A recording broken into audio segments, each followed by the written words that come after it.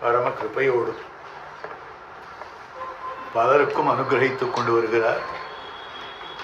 சாதுர்மாசி சங்கல்பம் என்னும்படியான ஒரு வியாஜத்தை இட்டு அந்த கிரமத்தில் இன்றைய தினம் ஸ்ரீமான் ஸ்ரீவத்சன் ஹரிப்பிரியா தம்பதிகள் இவருடைய கிரகத்துக்கு அனுகிரகிக்க எழுந்துள்ளி இருக்கிறார். நாம் எல்லாம் கூடியிருக்கிறோம். ஸ்ரீமதி ஹரிப்பிரியாவுக்கு தேவப்பெருமாள்னா உயிர். அப்போ தேவப்பெருமாளை பற்றியே விண்ணப்பம் பண்ணணும்னு தோற்றித்து. தேவப்பெருமாள் விஷயமாக கூறத்தாழ்வான்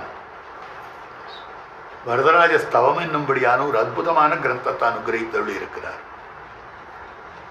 அதுல ஸ்ரீநிதிம் நிதிம் அபாரமர்த்தினாம் அர்த்திதார்த்த பரிதான தீட்சிதம் சர்வபூத சூர்தம் தயாநிதிம் தேவராஜம் அதிராஜமாஸ்ரயே அப்படின்னு அற்புதமான ஸ்லோகம். இந்த ஸ்லோகத்தில் அடி எனக்கு ரொம்ப அஃபினிட்டி. ஏன்னா அதுல தேவராஜம்னு எம்பேருமா இருக்கு. அதுக்காக இதுல எத்தனை சாரார்த்தங்கள் காட்டியிருக்கார். எம்பெருமான் பிராட்டிக்கு நிதியாக இருக்கிறான். ஸ்ரீநிதி நிதிம் அபாரம், எல்லாருக்கும் பெருநிதியாகத்தான் அமைந்திருக்கிறான். அர்த்தினாம் அர்த்திதார்த்த பரிதான தீட்சிதம், யார் யார் பிரார்த்திக்கிறார்களோ அவர்களுக்கு பிரார்த்தித்த விஷயங்களை எல்லாம் கொடுப்பதிலே சங்கல்பம் கொண்டிருக்கிறான். சர்வபூத சுகிருதம் தயாநிதியம், எல்லா ஜீவராசிகளிடத்திலேயும் சௌஹார்தம் காட்டிக் கொண்டிருக்கிறான்.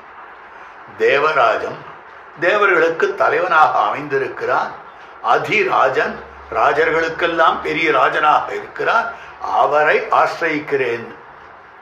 இந்த ஸ்லோகம் தேவப்பெருமாளுக்கு மாத்திரம் இல்லை, நம்ம சுவாமிக்கும் பொருள். ஏன்னா ஸ்ரீநிதிம்னு அமைந்திருக்கிறது. ஸ்ரீரூபி நிதின்னு வச்சுக்கோங்க. ஸ்ரீக்கு நிதியா இருக்கிறான் தேவப்பெருமாள். ஸ்ரீரூபி நிதியாக சுவாமி எழுந்தருளி இருக்கிறார். இது ஸ்ரீரூபி நிதியாகனா சுவாமியினுடைய பூர்வாசிரம திருநாமத்தை பாருங்கோ. இன்னமும் கூட நம்ம ஸ்ரீமடத்துக்கு வரவா திருசுவாமி இருக்காரா திருசுவாமி இருக்காரான்னு தான் கேட்கிறார். பூர்வாசிரம திருநாமம் சுவாமிக்கு திருன்னு அமைந்திருக்கிறபடியாலே திருவுக்கு சம்ஸ்கிருதத்தில் ஸ்ரீதானே. அதனால ஸ்ரீரூபி நிதி சுவாமி ஸ்ரீநிதிம். நிதிம் அபாரம், அபாரமான நிதி, கடக்க முடியாததான நிதி. கடக்க முடியாததானா எல்லாருக்கும் நிதியா இருக்கார். திருநாராயண பெருமாளுக்கு எது நிதியாகத்தான் அமைந்திருக்கிறார், யதுகிரிநாதனுக்கு நிதியாக. இங்க இருக்கக்கூடிய நமக்கெல்லாம் நிதியாக இருக்கிறார். யார் யாருக்கெல்லாம் அவருடைய அனுகிரகம் உண்டோ அத்தனை பேருக்கு அவர் நிதியாக இருக்கிறார். அபாரம், அந்த நிதியினுடைய ஒரு, அதாவது சுவாமியினுடைய காருண்யாதிரேகத்துக்கு ஒரு அளவே கிடையாது. அதனால் அப்படி இருக்கக்கூடிய அபார கருணா நிதியாக அமைந்திருக்கிறார், கருணை கடலாக அமைந்திருக்கிறார்.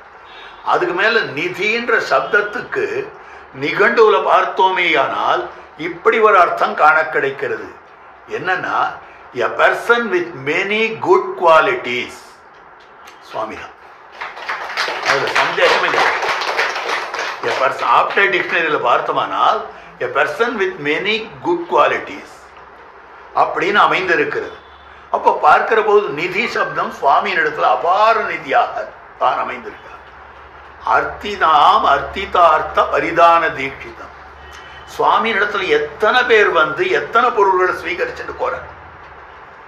அவர்கள் எத்தனை சுவாமிகள் வந்து எத்தனை பெயர்கள் வந்து எத்தனை சாமானிய அதிகாரிகள் வந்து இது வேணும் அது வேணும் அவர்களுடைய குறையெல்லாம். இன்னொரு விஷயம் என்னன்னா, நமக்கு வைதிகமோ லௌகிகமோ என்ன குறையா இருந்தாலும் ஆச்சாரியன் திருவடித்தாமர்களை சமர்ப்பித்து விட்டோமே ஆனால் அது தீர்ந்து போயிடும். அது சிவஜன பூஷணத்திலேயே காட்டியிருக்கக்கூடிய அர்த்தம். அந்த மாதிரி சுவாமி அமைந்திருக்கிறார். அதனால அர்த்திதார்த்த பரிதான தீட்சிதம் ஆக சுவாமியிடம் வந்து வெறுங்கையோட போனவன்னு ஆரும் கிடையாது. ராமபிரான் இடத்துல வந்து வெறுங்கையோட ராவணன் போனான். வீரமும் களத்தே போட்டு வெறுங்கையோடு இலங்க புக்கான்னு. ஆனா சுவாமி இடத்துல வந்து வெறுங்கையோட போனவான்றது யாருமே கிடையாது. அப்படி இருக்கிற போது அர்த்திதார்த்த பரிதான தீட்சிதம் சர்வபூத சௌஹார்தம். என்ன ஆச்சரியம்! ஸ்ரீமடத்து வாசல்ல 12:30 மணிக்கு பார்த்தோமே, ஆனால் இன்னார் இணையார் என்கிற வாசியர் அத்தனை பேரும் பிரசாதம் ஆகிட்டு போயிட்டு இருக்கு. இப்படி ஒரு ஏற்பாடு சுவாமி பண்ணி இருக்கிறாரு. அது மாத்திரம் இல்லை, சாயங்கால வேளையில் என்ன ஆச்சரியமான விஷயம். எத்தனை பேர் தெரிந்தவர்கள் தெரியாதவர்கள் எந்த சம்பிரதாயத்தை சேர்ந்தவர்களா இருந்தாலும் தெய்வ நம்பிக்கையே இல்லாதவாளா இருந்தாலும் சர்வபூத சுகிருதம் தயாநிதி, அனைத்துலகம் வாழ பிறந்த எதிராச மாமனி ஒரு மாதிரி சுவாமி எழுந்தருள் இருக்கிறார். சர்வபூத சுகிருதம் தயாநிதி. தேவராஜம், தேவசப்தமான நித்தியசூரிகளை அர்த்தம் காட்டும். நித்தியசூரிகளுக்கு ராஜன்னா ஆதிசேஷனுடைய அவதார பூதராய் இருக்கக்கூடிய எம்பெருமானாருடைய பீட்டஸ்தராக அமைந்திருக்கிறார். எம்பெருமானார் ஸ்தாபித்த பீடத்துக்கு அதிபதியாக தாம் எழுந்தருள் இருக்கிறபடியாலே தேவ நித்தியசூரிகள், அவர்களுக்கு ராஜன் ஆதிசேஷன், ஆதிசேஷனுடைய அவதார பூதர் எம்பெருமானார், நேர பிரத்யட்ச எம்பெருமானாராக எழுந்தருள் இருக்கிறார். அதனால தேவராஜ சப்தமானது சுவாமிக்கு பொருந்துகிறது. அடுத்தபடியாக அதிராஜம்னு இருக்கு தேவ பெருமாளுக்கு. அதை கொஞ்சம் அடிய மாத்திட்டேன். யதிராஜமாஸ்ரயே, யதிகளுக்கு தலைவராக அமைந்திருக்கக்கூடியவர், அவரை நாம் ஆசிரியிக்கிறோம் என்று சொல்லும்படியாக அமைந்திருக்கக்கூடிய ஸ்லோகத்தினுடைய பொருத்தம் என்ன. இந்த மாவை பார்த்தா எனக்கு தேவப்பெருமாள் ஞாபகம் வரும்.